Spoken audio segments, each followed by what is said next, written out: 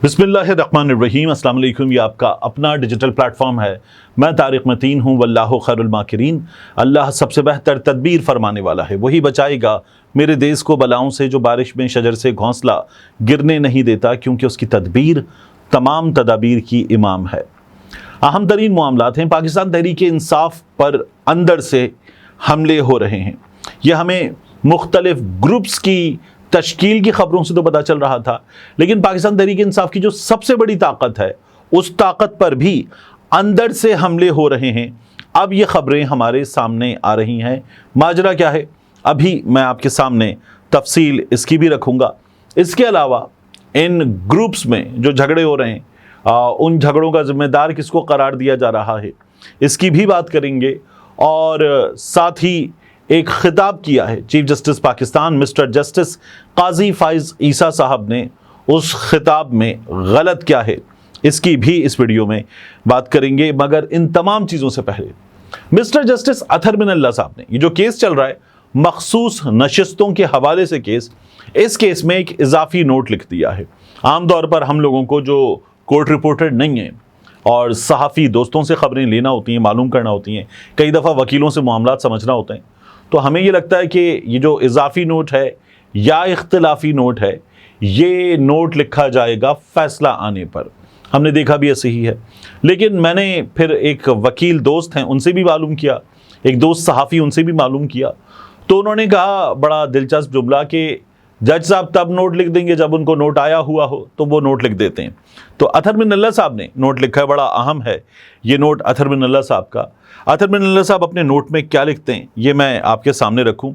अतहर बिन अल्लाह साहब ने इस केस में इलेक्शन कमीशन ऑफ पाकिस्तान को कुछ हिदायत दी हैं, साथ ही उन्होंने कुछ मजीद बात की है। अतहर बिन अल्लाह साहब ये कहते हैं कि इलेक्शन कमीशन तहरीरी बयान दे कि क्या 8 फरवरी के इलेक्शन से पीटीआई को बतौर सियासी जमात इंतखाबी अमल से बाहर रखना कानूनी अमल था। ये उन्होंने अपने नोट में लिखा है। फिर वो अपने नोट में लिखते हैं, मखसूस नशिस्तों का फैसला अकेले में महज तकनीकी नुक्ते निकाल कर नहीं किया जा सकता। मखसूस नशिस्तों का फैसला 8 फरवरी के तमाम इंतखाबात के तनाजुर में किया जा सकता है। फिर वो ये भी कहते हैं कि इलेक्शन कमीशन मुतमईन करे कि आम इंतखाबात में इलेक्शन कमीशन ने तमाम सियासी जमातों को यकसा मौक़े देकर अपनी जिम्मेदारी पूरी की। 8 फरवरी के इंतखाबात से कबल, इंतखाबात के दौरान और बाद में क्या शिकायत थी, इलेक्शन कमीशन मुकम्मल रिकॉर्ड दे। मखसूस नशिस्तों का केस सिर्फ नशिस्तों का नहीं, बल्कि असल स्टेक होल्डर्स यानी अवाम के बुनियादी हुकूक का केस है। अतहर बिन अल्लाह साहब ने अपने इजाफी नोट में ये तमाम बातें लिखी हैं। अब तमाम जमातों को यकसा मौक़े दिए। अतहर बिन अल्लाह साहब जो बात कर रहे हैं, उसके नतीजे में होगा क्या? पाकिस्तान तहरीक इंसाफ कह रही है कि हमारी जो इंट्रा पार्टी इंतखाबात बल्ले के निशान वाली दरखास्त है, उसे इसके साथ सुना जाए। अतहर बिन अल्लाह साहब ने यह भी कह दिया है। अतहर बिन अल्लाह साहब इलेक्शन कमीशन ऑफ पाकिस्तान से जब ये कहते हैं कि धांधली के हवाले से भी बताइए, शिकायत के हवाले से भी बताइए, तो पाकिस्तान तहरीक इंसाफ की एक दरखास्त धांधली से मुताल्लिक है। बादियुन नज़र में, मेरी राय में, बतौर सहाफ़ी, अतहर बिन अल्लाह साहब ये कह रहे हैं कि उस मामले को भी इसके साथ देखा जाए। तो chief justice Pakistan mister justice काजी फाइज ईसा साहब, जिन्होंने बल्ले का निशान पाकिस्तान तहरीक इंसाफ से छीन लिया और उसके बाद अब मुसलसल तनकीद हो रही है, अमेरिका से लेकर बरतानवी हाई कमिश्नर तक तनकीद हो रही है, पाकिस्तान तहरीक इंसाफ तनकीद कर रही है। जो सियासतदान अब किसी जमात से वाबस्ता नहीं या जमातें छोड़ चुके, वो तनकीद कर रहे हैं। तो काजी फाइज ईसा साहब खुद कह रहे हैं कि मेरे फैसले की गलत तशरीह की गई। तो काजी फाइज ईसा साहब का फैसला ऐसा था कि उसमें गलत तशरीह का इलेक्शन कमीशन ऑफ पाकिस्तान के लिए मौका था। वो फैसला बहुत वाज़ेह फैसला नहीं था। तो ये भी काजी फाइज ईसा साहब के साथ इसमें हो रहा है। और जो हमने देखा इंतखाबात से पहले, इंतखाबात के दौरान, इंतखाबात के बाद, उसमें हमने क्या देखा? बंदे उठाए जा रहे हैं, घरों से उठाए जा रहे हैं, इलेक्शन दफातर से उठाए जा रहे हैं, कागजात छीने जा रहे हैं, खवातीन से कागजात छीने जा रहे हैं। यह हमारे सामने हुआ। इलेक्शन डे पर जो हमने देखा, अचानक मोबाइल फोन सर्विस बंद, इंटरनेट बंद, एक जमात को कैंप लगाने तक की इजाजत नहीं थी और उस जमात से इंतखाबात बाकायदा तौर पर छीनने की तैयारी थी। लोग फिर भी निकले اور لوگوں نے نکل کر اپنا فیصلہ دے دیا. جب انتخابات ہو گئے, پولنگ ڈے مکمل ہو گیا, تو اس کے بعد بھی یہ سلسلہ جاری رہا باقاعدہ طور پر کہ ہم نے دیکھا فارم 45 فارم 47 کا فرق, وائٹو لگے ہوئے, ری رائٹ کیے ہوئے, 800 کو 1800 کیا ہوا. یہ الیکشن کمیشن آف پاکستان کا آروز کا طرز عمل ہم نے دیکھا. ساتھ ہی لیاقت چٹھا کو ہم نے دیکھا اب تک غائب ہے. لیاقت چٹھا کے معاملے میں تو قاضی فائز عیسی صاحب کو خود بلانا چاہیے عدالت کہ لے کر آؤ, مجھ پہ الزام لگایا تھا, لاؤ میرے سامنے, میں جاننا چاہتا ہوں. تو لیاقت چٹھا غائب ہے. غائب کس نے کیا ہے؟ قاضی فائز عیسی صاحب سوال کریں, پوچھیں. تو یہ اطہر بن اللہ صاحب کا نوٹ انتہائی اہمیت کا حامل ہے, اور یہ نوٹ جب عدالت میں زیر بحث آئے گا, یہ سوالات زیر بحث آئیں گے, الیکشن کمیشن کے وکیل سے اس پر بات ہوگی, تو ہمارے سامنے ایک نئی صورتحال ہوگی. قاضی فائز عیسی صاحب بلے کا نشان چھیننے کے بعد اب پھنس گئے ہیں. عدالت میں بھی ہم دیکھتے ہیں کہ وہ ہمیں بری طرح سے اپنے ساتھی ججز, بردر ججز, ان سے ناراض نظر آتے ہیں. وہ باقاعدہ الجھ جاتے ہیں, ہنستے ہیں, اکیلے ہنستے ہیں, غصہ کرتے ہیں تو اکیلے غصہ ہوتے ہیں, برہم اکیلے ہوتے ہیں. یہ قاضی فائز عیسی صاحب ہمیں نظر آتے ہیں. عجیب و غریب ہے, حیران کن ہے جس طرح سے ہم انہیں عدالت میں دیکھتے ہیں. اور اب یہ سب کچھ ہونے جا رہا ہے. اسی لیے میں آگے بڑھنے سے پہلے یہ جو میجر بل ڈاگ ہے اس پر بات کرنے سے پہلے, یا پاکستان تحریک انصاف کا معاملہ کہ ان کے ساتھ کیا ہو رہا ہے اندر, قاضی فائز عیسی صاحب نے آج ایک خطاب کیا, انکلوسیو جسٹس. قاضی فائز عیسی صاحب نے اپنے خطاب میں خواتین کے حقوق اور خواتین کی پارلیمان میں موجودگی, کارکردگی, نمائندگی, اس کے حوالے سے بات کی. تو قاضی فائز عیسی صاحب یہ کہتے ہیں کہ اسلام نے خواتین کو بہت حقوق دیے ہیں. ہمارے ہاں خواتین کو مسمات بلایا جاتا ہے. اسلام میں کسی کے نام کو بگاڑنے سے منع کرنے کے احکامات ہیں. ہم اپنا مثبت کلچر بھول گئے. ہمارے ملک میں خواتین کو وراثت کا حق نہ ملنا اہم مسئلہ ہے. اور انہوں نے کہا کہ بانی پاکستان اپنے ساتھ ہر سیاسی تقریب میں اپنی بہن کو ساتھ لے کر جاتے تھے. آئین کے آرٹیکل 25 کو مد نظر رکھتے ہوئے خواتین کے لیے اقدام اٹھانے چاہیے. میں آئین پاکستان سے کچھ مثبت چیزیں بتانا چاہتا ہوں. ہم دیگر ممالک کی طرف دیکھتے ہیں مگر اپنی تاریخ بھول گئے ہیں. انصاف کے بغیر کوئی معاشرہ ترقی نہیں کر سکتا. خواتین کی ہر معاشرے, ہر شعبے میں نمائندگی ضروری ہے. آئین ملازمت کے مقامات پر خواتین کے تحفظ کی ضمانت دیتا ہے. خواتین تعلیم کے شعبے میں اہم کردار ادا کر رہی ہیں. اور پھر قاضی فائز عیسی صاحب نے مخصوص نشستوں کے حوالے سے بات کی, کوٹا سسٹم کی بات کی, اور کہا کہ قومی اسمبلی میں صرف مخصوص نشستوں کے ذریعے نہیں خواتین آتی ہیں, بلکہ خواتین الیکشن جیت کر بھی آتی ہیں. مخصوص نشستوں پر آنے والی خواتین کی کارکردگی کئی دفعہ مردوں سے بہتر ہوتی ہے. اب قاضی فائز عیسی صاحب جہاں یہ تمام باتیں کر رہے تھے, ملازمت کے مقامات پر بہتر مواقع کی باتیں کر رہے تھے, وہاں ذرا سا دیکھتے قاضی فائز عیسی صاحب اس تقریب میں. ان کے سامنے, قاضی فائز عیسی کے سامنے جسٹس عائشہ ملک صاحبہ بیٹھی ہوئی تھی جب وہ تقریر کر رہے تھے. تو جسٹس عائشہ ملک صاحبہ کو سپریم کورٹ آف پاکستان کے اس بینچ میں تمام جج صاحبان کی موجودگی میں اپنی بات سنانے کے لیے باقاعدہ آواز بلند کرنی پڑتی ہے. ان کی بات روکی جاتی ہے. نہ صرف الیکشن کمیشن آف پاکستان کا وکیل ان سے بدتمیزی کرتا ہے, تمام لوگ اس بدتمیزی کو رپورٹ کرتے ہیں سوشل میڈیا پر, اور قاضی فائز عیسی صاحب اس کے بعد یہ کہتے ہیں میں نے تو مس کر دیا, مجھے تو نہیں لگا آپ نے بدتمیزی کی ہے. یہ قاضی فائز عیسی صاحب جو ہیں وہ جملہ باقاعدہ طور پر وہاں گواہی کے طور پر دے دیتے ہیں.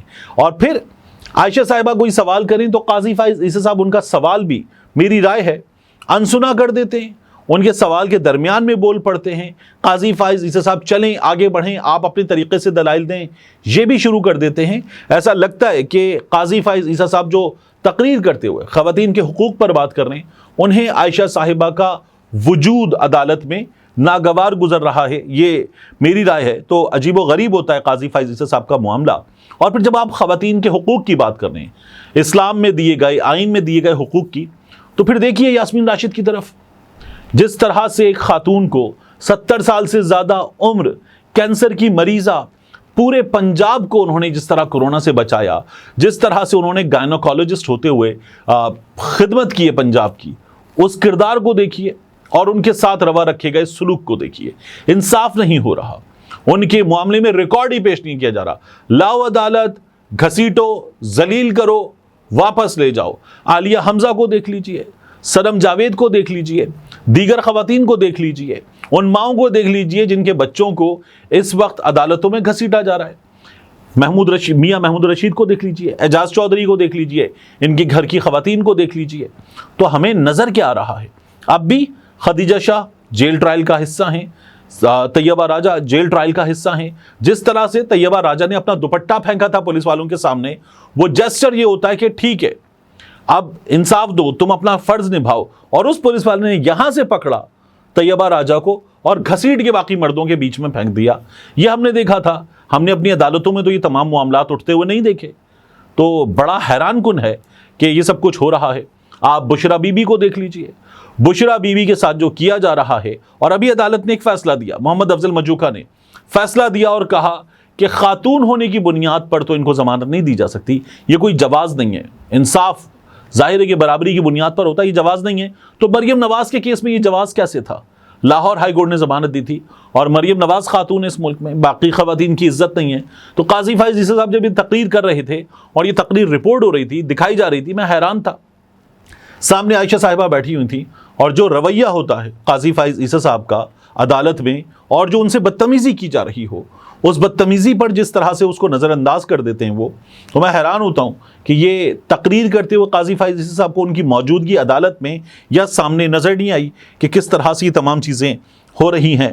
بڑا حیران کن ہوتا ہے میرے لیے. لیکن بہرحال قاضی فائز عیسی صاحب چیف جسٹس آف پاکستان ہیں، انتہائی قابل احترام ہیں، یہ ان کا طرز عمل ہے. آپ دیکھیے اس پر کیا ہو سکتا ہے. توہین عدالت کی کارروائی ہمارے یہاں فوری طور پر شروع ہو جاتی ہے.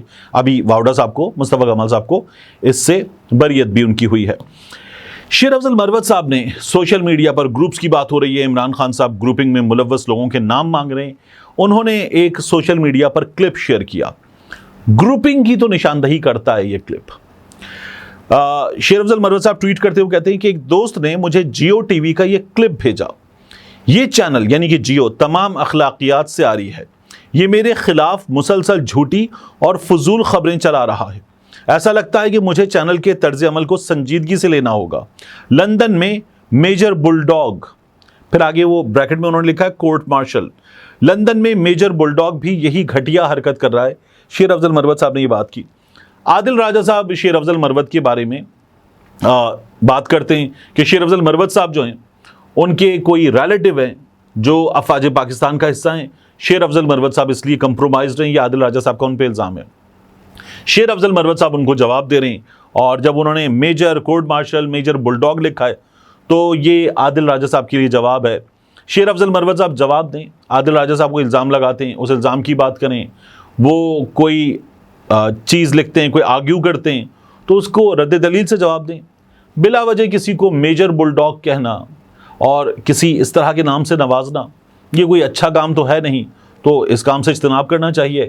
آپ وکیل ہیں، وکیل کا تو کام ہی دلیل سے جواب دینا ہوتا ہے. تو شیر افضل مروت صاحب پاکستان تحریک انصاف میں اختلافات کی خبروں کے باوجود بھی آپ پاکستان تحریک انصاف کے لیے اچھا سرو کر گئے. اس اچھے کو اور اٹھائیے. اب آپ یہ جو گروپنگ کی بات ہو رہی ہے یہاں پر مہر بھی لگتی نا. آپ کہہ رہے ہیں کہ عمر ایوب سے ہاتھا پائی کرنے والے مروت کے کارکن تھے. رپورٹ تیار، یہ جیو نیوز خبر دے رہا ہے. تو آپ جیو کے حوالے سے بات کر رہے ہیں، لیکن ظاہر ہے کہ ہمیں نظر آتا ہے، میں بار بار بتا چکا گزشتہ کچھ ویڈیوز میں، کہ گروپ کس طرح سے بٹے ہوئے ہیں. یہ چیزیں ہمیں نظر آتی ہیں. بہرحال شیر افضل مروت صاحب نے ایک اچھی بات بھی کی. وہ یہ کہتے ہیں کہ جو عناصر فارورڈ بلاک کی افواہیں پھیلا رہے ہیں وہ پی ٹی آئی مخالف ہیں، پی ٹی آئی ایک ہے اور خان صاحب کی قیادت میں متحد ہے. یہ مروت صاحب کا ٹویٹ کا خلاصہ ہے. اب آخر میں ایک چیز آپ کے سامنے رکھوں. اسی پی ٹی آئی کے گروپس میں ایک گروپ نے کچھ مختلف کام بھی کیا ہے. زبیر علی خان ہیں، بڑے زبردست ایمرجنگ جرنلسٹ، ویو نیوز سے وابستہ ہیں. اپنا یوٹیوب چینل بھی ان کا ہے اور بہت اچھا کام کرتے ہیں. زبیر کے پاس خبر ہوتی ہے. وہ یہ کہتے ہیں کہ پی ٹی آئی سوشل میڈیا ٹیم اصل نشانہ ہے. خبر ہے کہ حمود الرحمان کمیشن رپورٹ پر مبنی ویڈیو کے بعد آنے والا دباؤ تاحال جاری ہے. پی ٹی آئی کی موجودہ قیادت بشمول chairman P T I barrister Gohar, مستعفی سیکرٹری جنرل شبلی فراز اور رؤوف حسن سوشل میڈیا ٹیم سے عمران خان کے اکاؤنٹ سے جاری ہونے والے ویڈیو ڈیلیٹ کروانے کی کوششیں کر چکے ہیں.